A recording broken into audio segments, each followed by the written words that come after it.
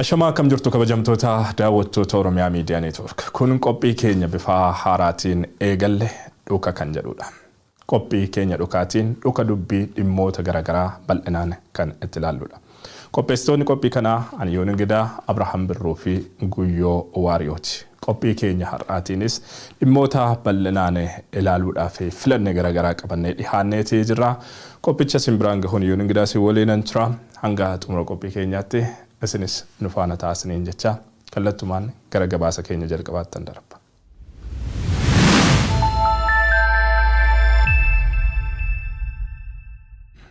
Egaa akkuma hedduun keessanii beektan torbeen kun torbee yaadannoo wareegamaa artist Haacaaluu Hundeessaati. Kana malees waggaa afuraffaa Oromiyaa Miidiyaa Neetwoork biyyarraa dhiibamee itti ba'e kan ittiin yaadannudha.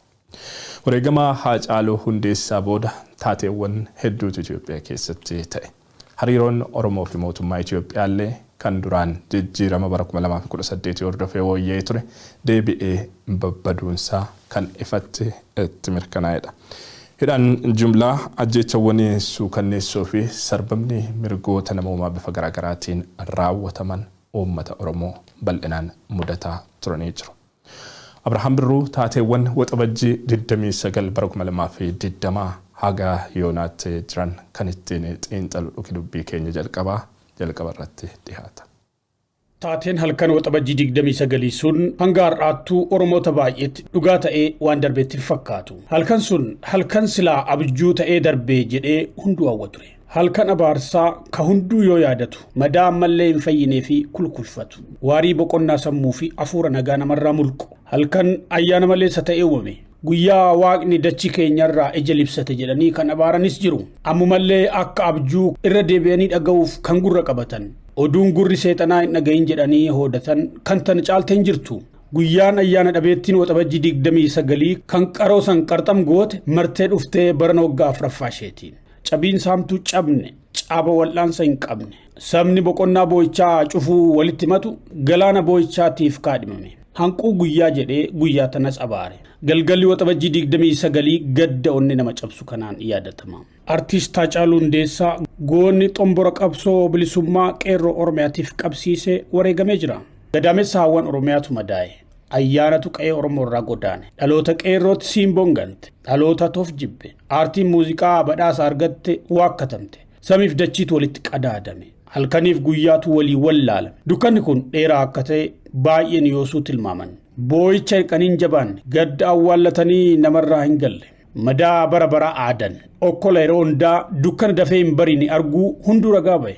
Duuti Haacaaluu Hundeessaa yeroo hundaa faarawa ni kulkulfata. Wareegama Haacaaluu booda gidiraa hedduullee agarre. Artist Haacaaluu Hundeessaa torban OMN gubbaatti dhiyaatetti wareegame. Haasaan inni OMN irratti godhe uummataa fi dinqisiifattoota isaa yoo garaa ga'u warra gammachuun saba kanaa ittiin tolletti immoo hin tolle. Akka nama jabaa dhageettii qabuutti muuziqaan Oromoo ilkaan itti buqqifate isaaf firas diinas itti hortee jirti. Gootummaa haqaa fi weelleessaatiin addunyaa bohaarsee jira.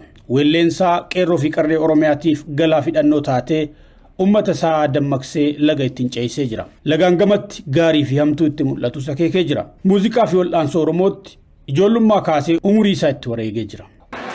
Waa tokko ragaa sinii ba'a. Kaleessi har'a miti har'i kaleessa miti. Gaafa Harargeetti luka cabsan Wallaggatu okkola. Gaafa Ambootti ajjeesan Shaashamanneetu gumaa ba'a. Uummanni Oromoo durirraa kaasee biyyattii kana keessatti waan inni ta'aa dhufe Oromoodhaaf haaraa miti.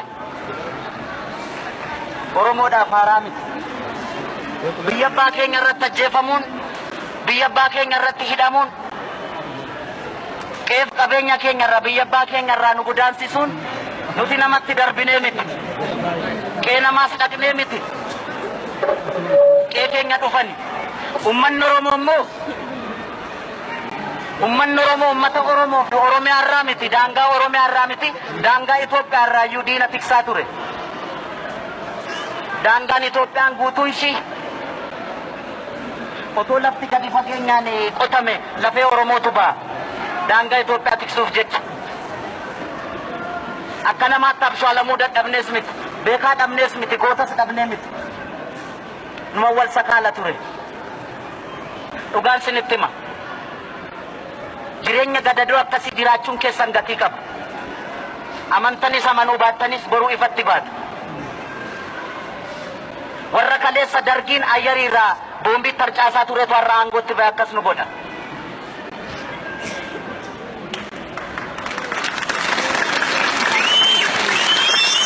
Warra xiyyaara dargii baqachuudhaaf dhagaa kaabaa jalatti baqachaa turantu qabsaa'ota Oromootu dugdatti baatee 4 kiiloodhaan ga'e har'a isaan abbaa meeshaa ta'anii nu fixaa jiran.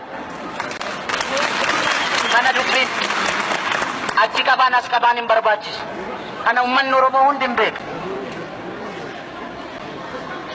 Gumaan ilmaan Oromoo, dhiigni ilmaan Oromoo akka dhangala'eetti nafu. Abadan hin nafu. Kun jiruus miti jiruu akkasitti ittiin fuftan. Qabsoo kaleessa qabsaa'onni keenya wareegama barbaachisu kaffalanii asiin ga'aniiru qabsoo. Dhaloonni kun immoo qabsoo kana fiixaan ba'a. Fiixaan hin ba'u taanaan immoo biyyattiin kunis nagaan taate. Ammanuma. Nuti akkasitti jiraanne.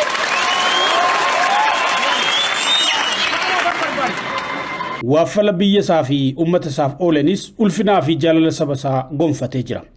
Sabni isaa qaalii akka jedhuun qalbiin isaatu hin beekti. Akkuma sabni isaa isa mararfatuu fi sissitu diinonni boolla qotaniifis hedduudha. Itti dhaadachuu, itti gamuu fi ajjeechaaf kan isa barbaadan baay'ee ta'uu haasawa aggaammii isaa irratti godhame tokko ilaalchisee OMN irratti dubbateen inni himee ture. የግድያ ይሁን የድብደባ ሙከራ የተቃጣበት ሁኔታ በቪዲዮ አይቻልም።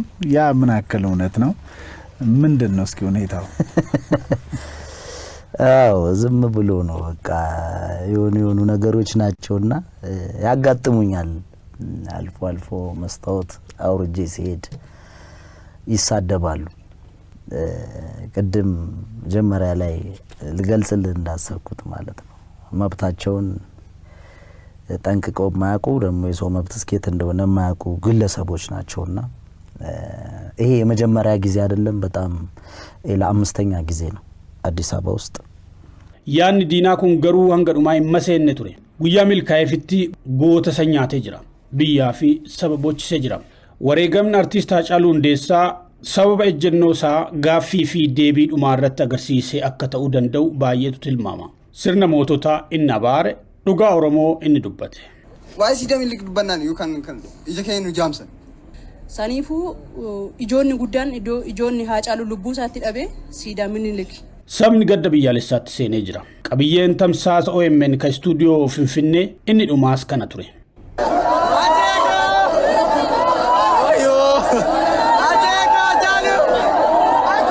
ወሬገማ ሃጫሉ ሁንዴሳቲን ገድቄ tokkon ኦሮሞ ሴኔራ ኦሮሞን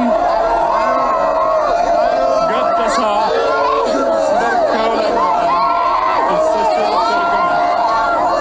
ኦሮሞን ጎተሳ ደሬ ጎን ኦሮሞ አርቲስት ሃጫሉ ሁንዴሳ ወይም ተሳሪዋማ ሆስፒታላ ጳውሎስ ባወራት ከነርገም OMN waajira saa finfinneeti guutuutti cufame ogeeyyiin isaa ni hidhaman ni doorsifaman ni bittinfaman waajirri olaanaan OMN finfinnee humnoota mootummaatiin saamame hogganoonni siyaasaa Oromoo jajjaboon ni hidhaman qeerroowwan mormiif bahan dhibbaan lakkaa'aman ni ajjeefaman kumaatamni Oromiyaa bakka hundaa jumlaan hidhamuun itti fufe Oromiyaan Hacaaluun boodaa ka ajjechaan seera itti ta'e ka hidhaan jumlaa hojii mootummaa guyyaa guyyaa itti ta'e kan qeen Oromoo boo'ichaa fi boqonnaan irraa fagaate taate. Tokkummaan Oromoo akka balaa biyyaatti sabboonummaan sabaas madda rakkoo ittiin doorsifaman ta'e.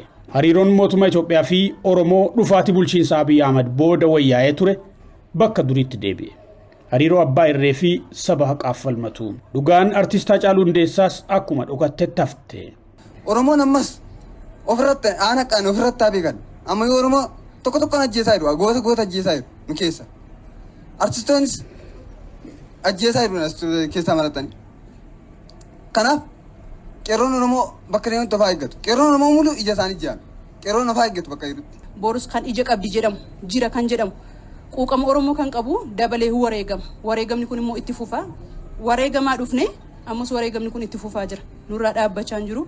Akka kootti har'as taanaan borus duuti ilmaan Oromoo irraa dhaabbachuu qaba.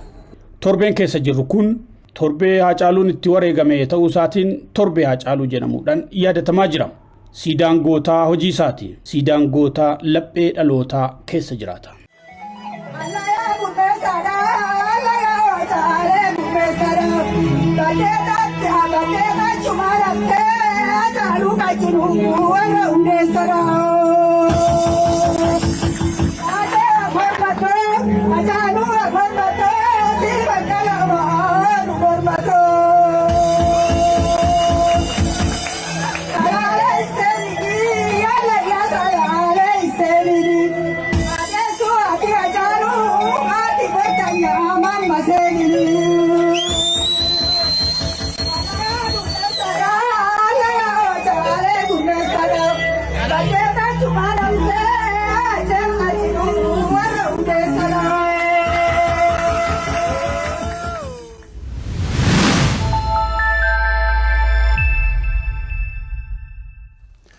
Dhuka dubbii keenya lammataatiin walitti deebinee jirra daawwattoota Oromiyaa Miidiyaa Neetwoork. Dhuka dubbii keenya lammataatiin kan ilaallu waa'ee lola Oromiyaa xumura dhabee hedduutti gaaffii uumee jiruuti. Uummanni Oromoo qabsoosaa ilmaan kumaatamaan itti wareegeen bara 2018 Itoophiyaatti jijjiirama fideetti ture.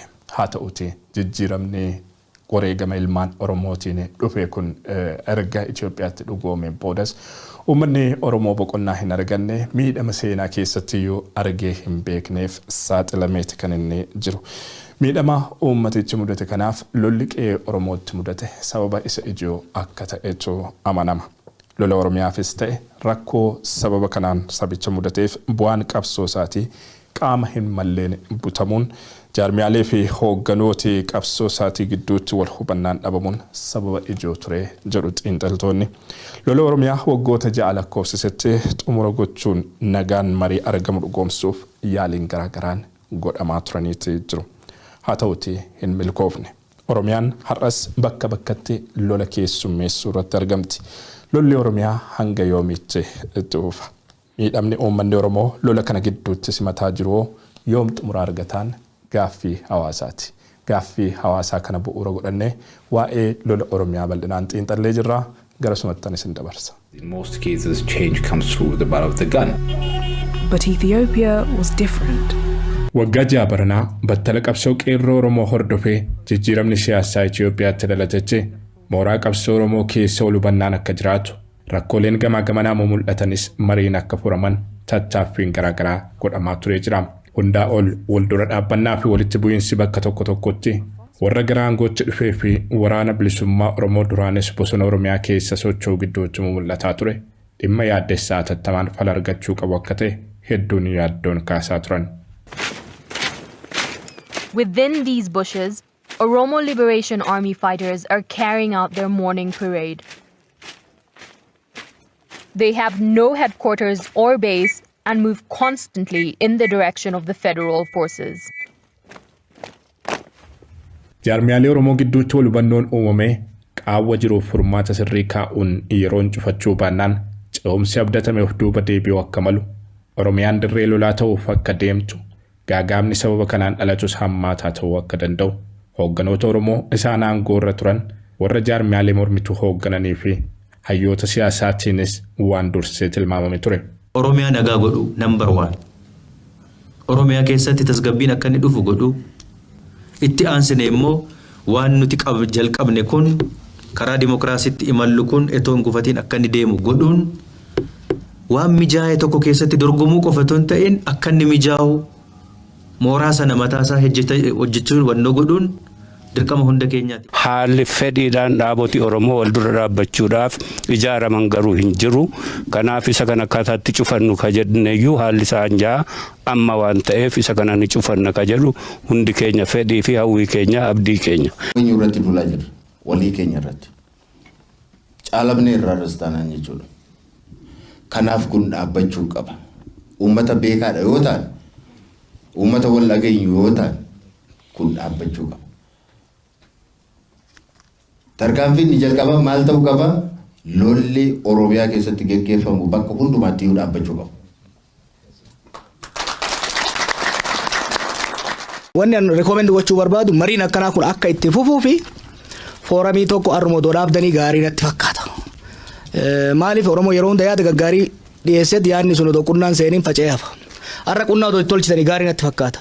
Hoogganoonni siyaasaa Oromoo hammam dursanii balaa rakkoo kanaa tilmaamuuf danda'anis rakkoo kanaaf furmaata sirrii kaa'uu irratti garuu waan barfatan fakkaatu. Hariiroon jaarmiyaalee gidduu ture hedadumaan boora'aa, hafuurri shakkii babal'ataa, miirri wal ganuus mul'ataa dhufuun qaawwa mudate mariin furachuun hafee gara tuffiin wal xiqqeessuu fi wal balleessuuf walitti dhaadachuutti deemame.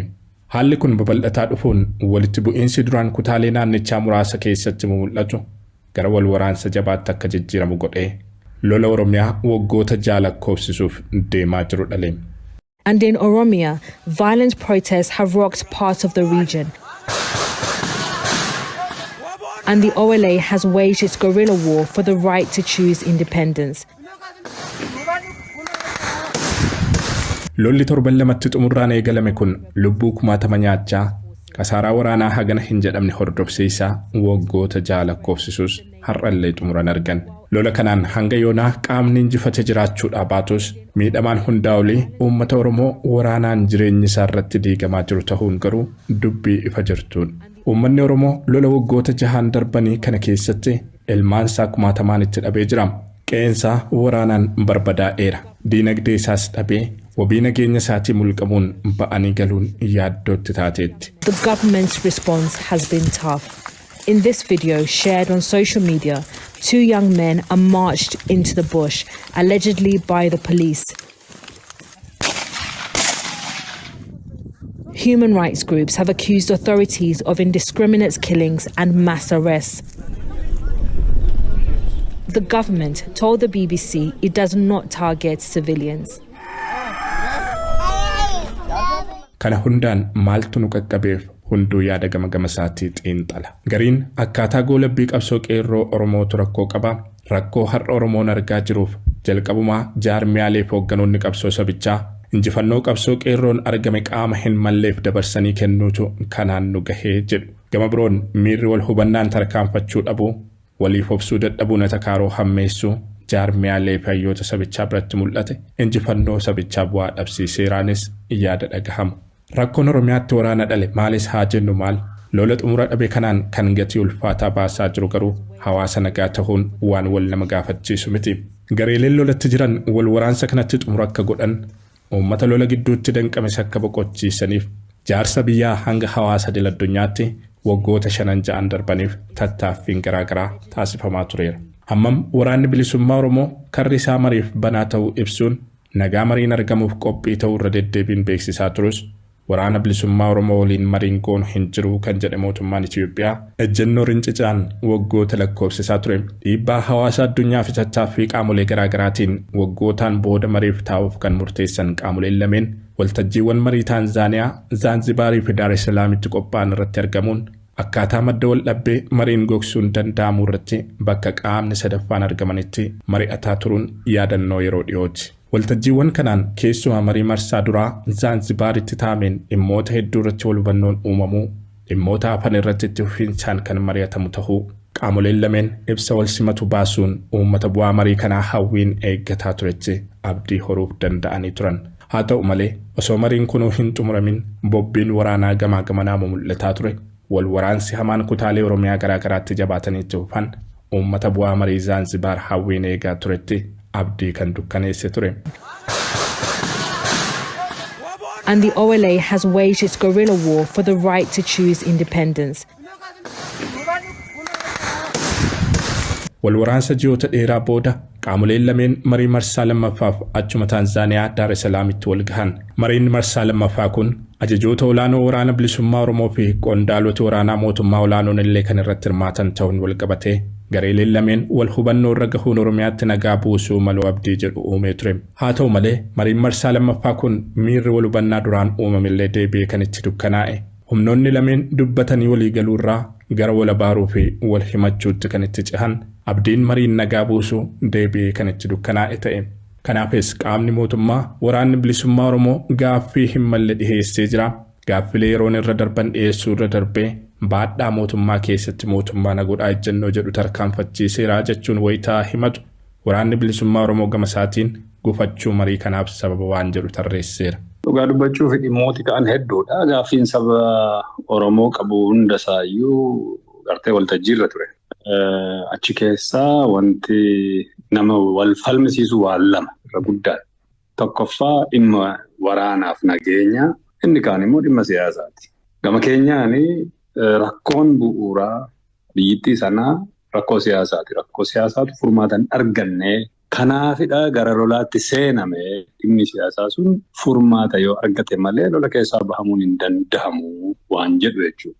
Gama isaaniitiin waan ati ilaaltu lakkii rakkoon siyaasaa hin jiru nuti qaamuma gartee heeraan filatamne mootummaa gartee uummanni nu filedha jedhanii amanuutu jira jechuudha. Maaliif gara lolaatti waraanaatti seennee gaafa jettu deebiin hin jiru. Kanatu fudhatama dhabe walumaa galatti. Gufachuun marii marsaa lammataa hawaasaaf yaaddoo biraa ture. Gareeleen lameenis akkuma marii marsaa duraa booda argine waraana ofii bakka qabsiisanii wal waraansatti deebi'an. Humnoonni mootummaa opereeshinii guyyaa 40 jechuun yeroo xumuraaf shanee balleessinaa dhaadatanii bakka bakkatti bobba'uun Oromiyaa dirree waraanaa gochuutti dhufan. Shanee balleessine harka kennachiifne qabiyyee isaanii dhuunfanne ibsoonni jedhanis miidiyaalee afaan mootummaa fi fuula marsaalee hawaasaa garaagaraan bal'inaan facaafamaa turan.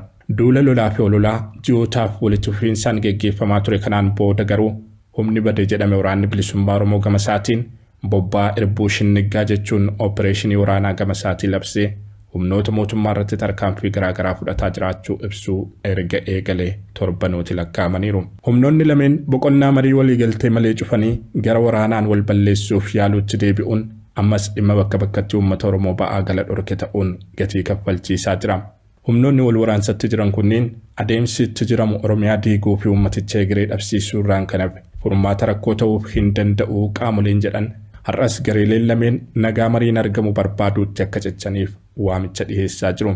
Haa ta'u malee miirri gara mariitti deebi'uu fakkaatu marii marsaa lammaffaan booda deebi'ee hin mul'anne. Lolli Oromiyaa hanga yoomiitti fufa?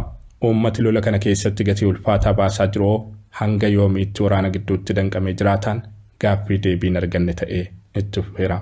Families came here because they say government forces threatened them.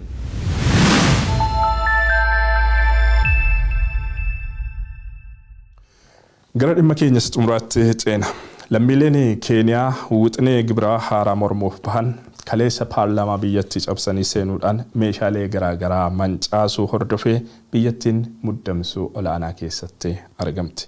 Dhimmicha ilaalchisuun masaraa mootummaa jechuunis State House irraa ibsa kan kennan pirezidantiin biyyattii William Ruto mormii geggeessuun mirga heera biyyattii taatus warri mormii uummataa butuun diigumsa biyyaaf itti dhimma bahaa jiran jiru. Kanaafiyyuu tarkaanfii seera kabachiisuu jabeessuun dirqamaa ergaa jedhu dabarsaniitti jiru. Morkataan isaanii Raayilaa Odingaa garuu labsicha haquun gaaffii uummataa deebisuutu furmaata ta'a malee lammiilee Keeniyaa fixuun fudhatama hin qabu jechuu irratti argamu. Fincila uummataa kan torban lammeessuuf deemaa jiru kanaan yoo xiqqaate lubbuun namoota 10 darbuu fi hedduun miidhamuu qaamoleen garaagaraa ibsa baasaniin beeksisaniiti kan isaanii jiran. Mormiin kun itti fufuu akka danda'ullee haalonni mul'isan ni jiru. Guyyaa waariyoo dhimma kana bal'inaan xiinxalee jira. Garasumattan isin dabarsa. Within hours of passing a despised new tax bill, Kenya's parliament was overrun by angry demonstrators. Manni marii bakka bu'oota uummata paarlamaan dargaggootaan weerarame gaaddisi cabse gumi Keeniyaa masaara mootummaa Sri Lankaa kabar 2022 keessa uummataan dhuunfatamee wal fakkaate. Teessoon seera baaftota gamii tokko biddaan gubate Rooziin miseensota marii bakka bu'oota uummataatiif hojjetamtillee dargaggoota Keeniyaatiin nyaata. Namni kaan teessum dabalate waan harkisa kee dhufa bofaan mata keettumee barbadeessaan mul'ata. Gariin barcumaaf soofa paarlamaa dhuunfata garbu dhuge dheebuu bahee dhukke yoo gangalat fargeen harki caalmaan kompiitar dabalate waan akka kasaamaa turan Generation Z jechuun of yaamu Council the Financial Billion dhaadannoo isaanii guyyaa qaratuurte poolisooti biyyattii torbaan dabirra kaasanii bishaaniif gaazii mimmaan ilkeessa namooftuun qolachuu haalanillee milkaa'uu hin dandeenye. We want to conquer the parliament. Ruto must go faan dhaadannoo isaanii guyyaa jalqabata kan jechuun paarlama qabachuu barbaannaaf akkuma kan pirezidaantiin biyyattii Ruto Ruutoon aangoo gad lakkise qabaqatu jechuu yaamsi dhiyeessu. Gaafiin isaanii tun tokko waan milkooftee fakkaate daqiiqaa leeftaat paarlama Keeniyaa qabatanii turan. Kibxat guyyaa keessa naannoo sa'aatii 9tti itti cabsuun bifa kan fakkaatu non keessanitti dhaabatan.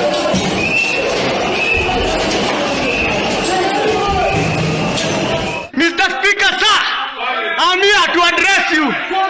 You must go. Ruto must go. Kwapa.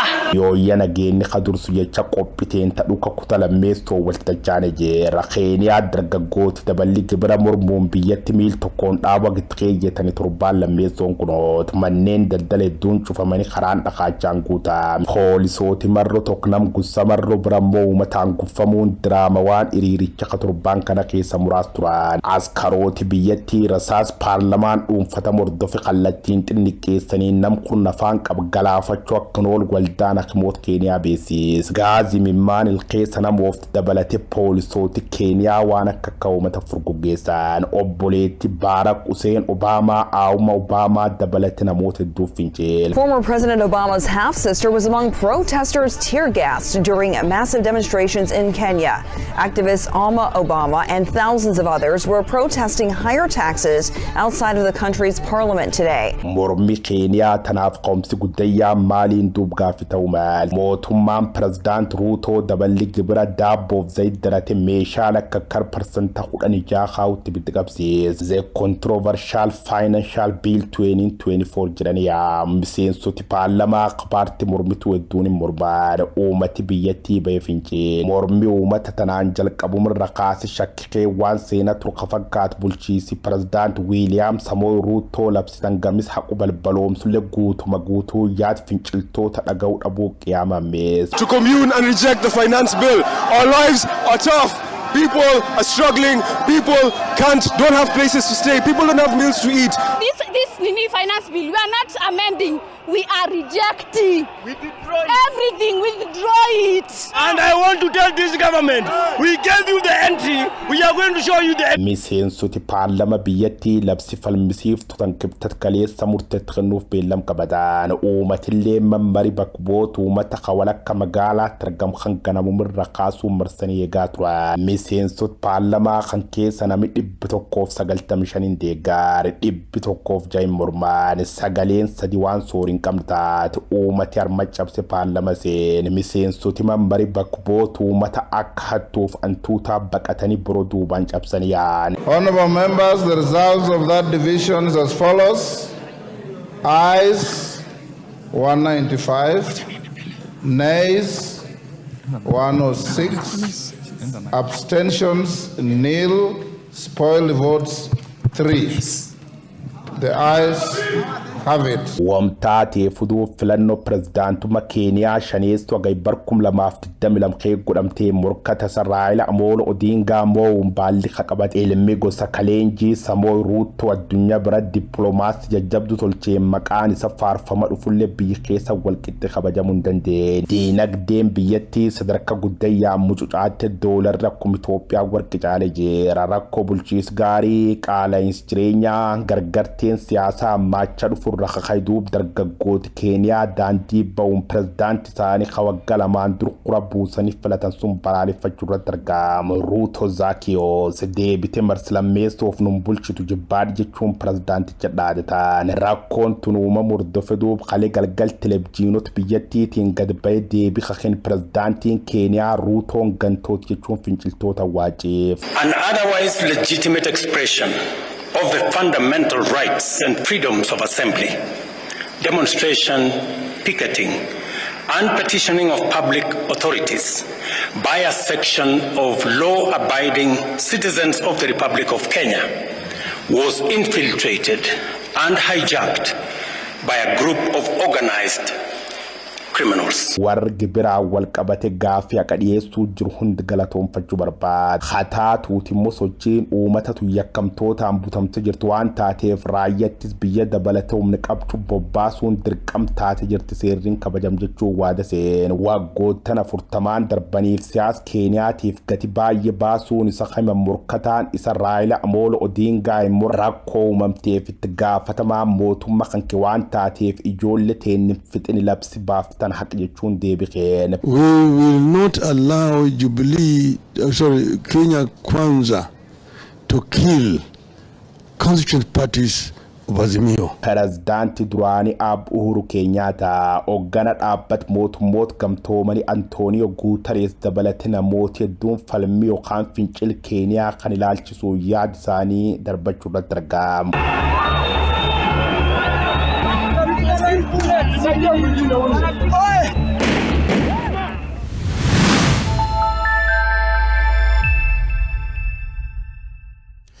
Egaa daawwattoota Oromiyaa Miidiyaa Neetwoork qophii keenya dhukaa irraatiin dhimmoonni bal'inaan ilaaluudhaaf filanne kanneen turan. Qophiin kun wiixataa fi roobii isin bira gaha. Yeroo mara sa'a kanaa eegaluudhaan yoo nu eeggattan kan argattan ta'uu isin beeksifna. Qopheessitoonni qophii kanaa ani yoon ingidaa Abrahaam Birroo fi Guyyoo Waariyoo ogeeyyii teeknikaa OMN waliin ta'uun isin waliin turre waan nu waliin turtaniif isinis galatoomaa yeroo gaarii isiniif hawwina.